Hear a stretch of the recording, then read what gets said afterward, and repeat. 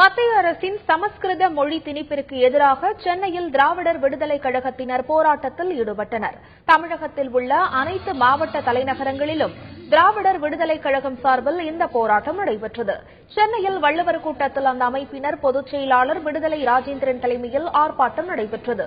சமஸ்கிருத மொழி திணிப்பிற்கு எதிராக முழக்கங்கள் எழுப்பப்பட்டது.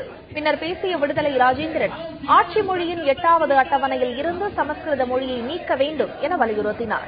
அதேபோல் IIT, IIM போன்ற மத்திய அரசு கல்வி நிறுவனங்களில் சமஸ்கிருத மொழியை கட்டாயமாக்கும் முயற்சியையும் கைவிட வேண்டும் எனவும் அவர் கேட்டுக் கொண்டார்.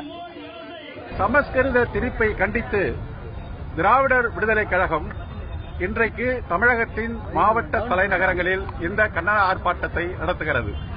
2 கோரிக்கைகளை நாங்கள் முதன்மையாக வைக்கிறோம்.